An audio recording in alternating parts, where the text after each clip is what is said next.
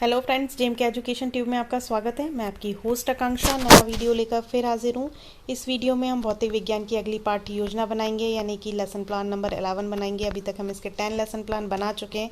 उम्मीद है आप सभी ने देखे होंगे और उन्हें पसंद किया होगा, और यदि अभी तक नहीं देखें तो आप हमारे चैनल के होम पेज पर जाकर देख सकते हैं, या वीडियो के नीचे जो डिस्क्रिप्शन बॉक्स है वहाँ पर भी आपको हमारे सभी सब्जेक्टों की प्लेलिस्ट मिलेगी। भौतिक विज्ञान की प्लेलिस्ट खोलकर आप सारे प्रीवियस वीडियो देख सकते हैं।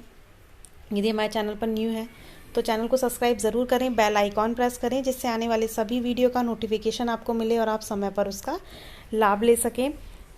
आप चाहें तो हमें हमारे फेसबुक पेज पे फॉलो कर सकते हैं, टेलीग्राम ग्रुप को भी ज्वाइन कर सकते हैं, जहाँ से आप और भी हमसे कम्युनिकेशन कर सकते हैं और भी हमारे चैनल से संबंधित लाभ ले सकते हैं, जैसे पीडीएफ की जानकारी या और भी कोई टॉपिक है जिस पर आप वीडियो चाहते हैं वो भी आप वहाँ से हमको बताकर ले सकते हैं। तो चलिए शुरू करते हैं पाठ्य योजना बनाना। सबसे पहले आपको डालना है क्रमांक।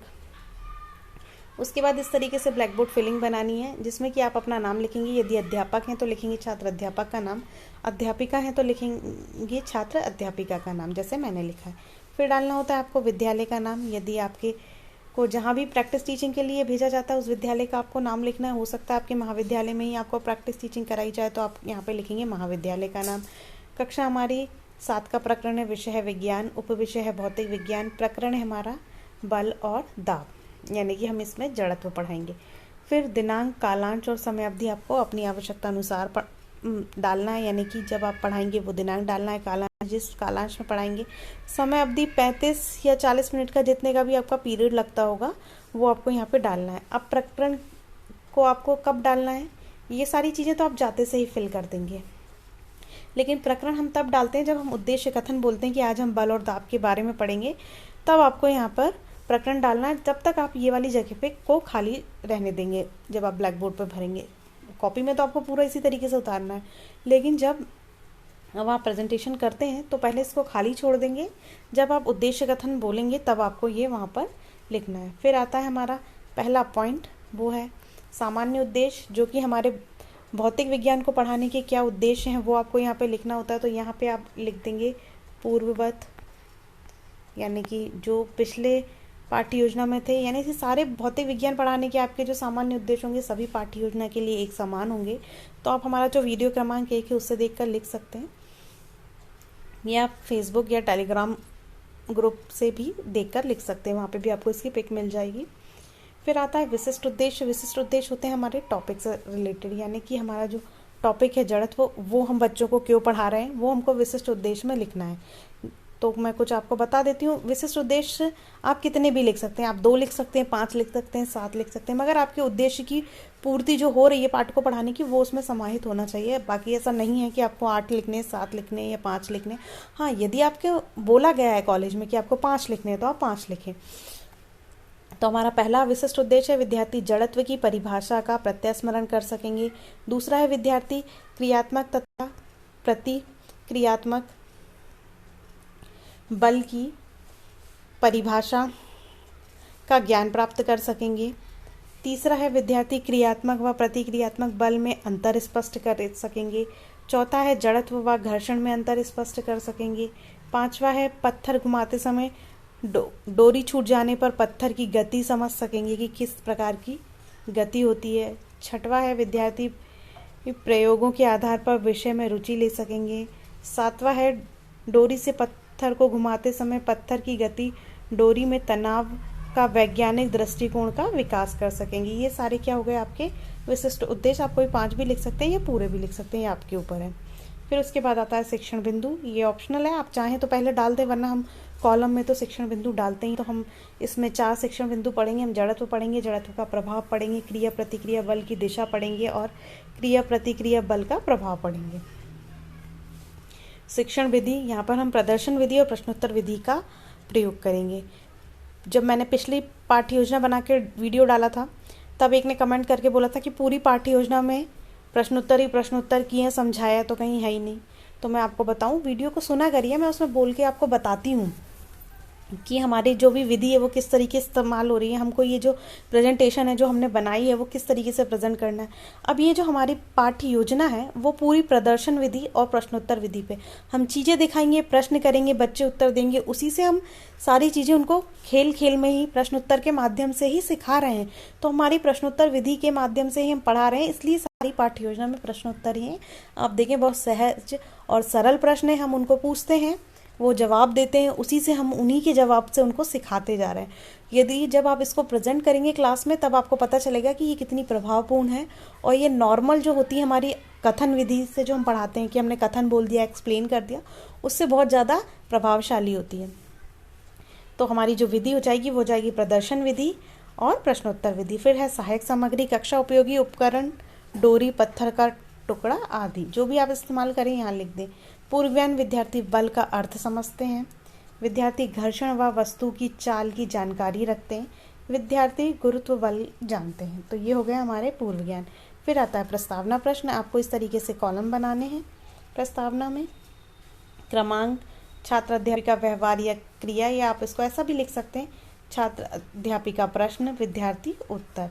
तो यहाँ पे विद्यार्थी व्यवहार क्रिया, ये उत्तर जो भी आपको फॉर्मेट में आपके कॉलेज से दिया गया हो वो आप यहाँ पे डाल सकते हैं। आप उनसे प्रश्न करेंगे, घर्षण बल से क्या तात्पर्य है, बच्चे जो आंसर देंगे, हमने पूर्व ज्ञान में ही लिखा है कि वो ये सारी चीज़ें जानते हैं, तो बच्चे इस उत्तर दे पाएंगे। यदि टूटा फूटा उत्तर देते हैं, आंसर आता है, तो आपको उसको करेक्ट करना है और बता देना है। वैसे तो वो जब प्रीवियस चैप्टर पढ़ चुके हैं तो वो आसानी से बता पाएंगे।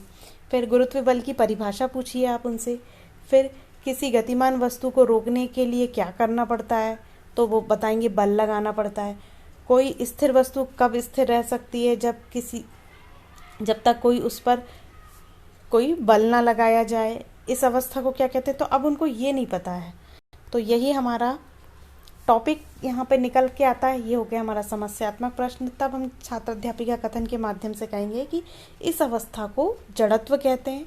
और उसके बाद आता है हमारा नेक्स्ट पॉइंट, जो कि है उद्देश्य कथन, जो हम बच्चों से कहेंगे कि आज हम जड़त्व के बारे में अध्ययन करेंगे। और इसी समय हमने जो ब्लैक बोर्ड पर प्रकरण के बाजू की जगह खाली छोड़ के रखी, वहाँ पर हमको जड़त्व डालना है।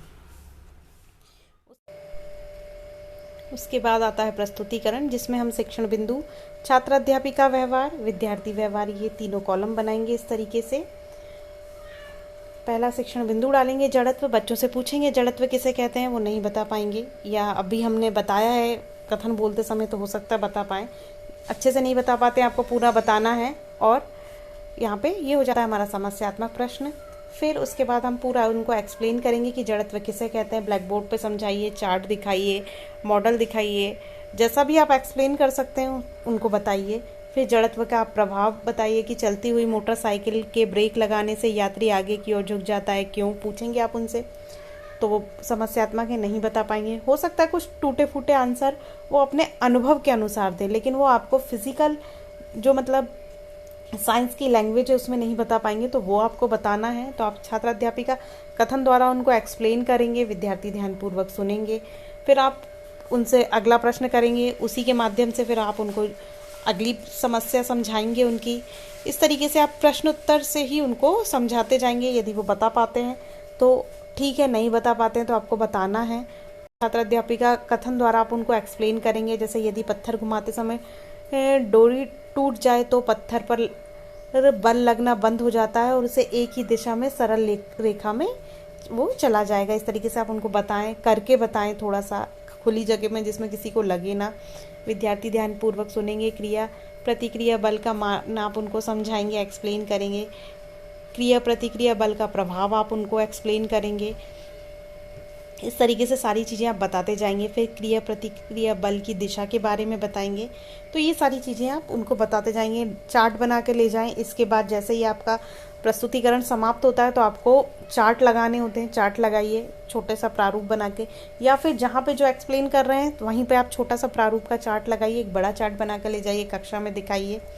फिर श्यामपट्ट कार्य या श्यामपट्ट सारांश अगला पॉइंट होता है। यहाँ पर आप ब्लैक कार्ड शीट का इस्तेमाल कर सकते हैं, उसको काटिए, उस पर शुरू की ब्लैक बोर्ड फिलिंग भरिए और उसके बाद जो भी प्रमुख शिक्षण बिंदु हैं, कोई परिभाषा है या कुछ है, वो आप यहाँ पर लिख दीजिए।